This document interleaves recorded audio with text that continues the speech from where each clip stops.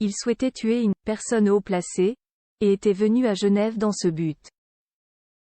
Le destin a voulu que l'arme blanche du jeune anarchiste Luigi Lucchesi s'abatte le 10 septembre 1998 sur l'impératrice Élisabeth d'Autriche.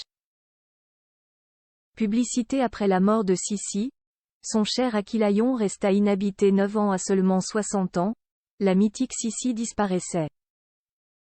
Et le somptueux palais Aquilaion ainsi baptisé en l'honneur du héros de l'Iliade, qu'elle avait fait édifier sur l'île de Corfou 7 ans plus tôt et où elle avait plaisir à séjourner quelques mois chaque année devenait orphelin.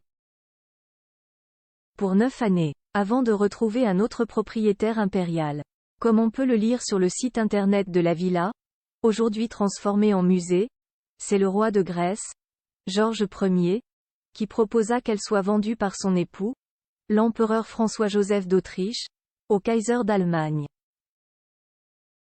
Après 2 ans de négociations, Guillaume II l'acquiert en 1907 et procède à quelques modifications, dont le remplacement de la statue d'Achille mourant de Sissi par un Achille victorieux, plus adapté à sa personnalité ou encore la restauration des jardins.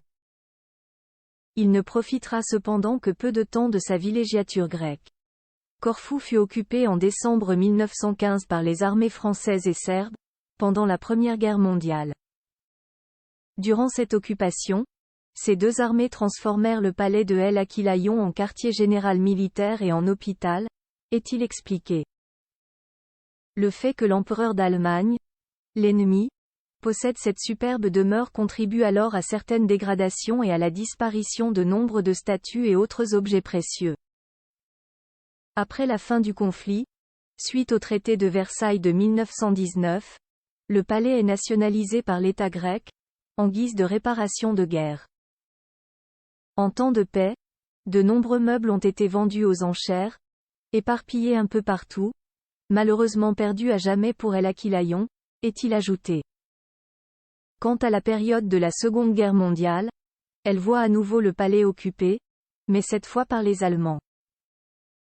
Le traité de Corfou est signé dans El Aquilaion en 1994 en 1962, tandis que le premier étage abrite le premier casino de l'île, lequel sera plus tard déplacé. Le rez-de-chaussée de la villa devient un musée consacré à ces 2 hôtes impériaux. Musée qui parfois accueille des événements historiques, tels que la signature, le 24 juin 1994, du traité de Corfou qui élargissait pour la 4e fois l'Union européenne avec l'entrée de la Finlande, de la Suède et de l'Autriche.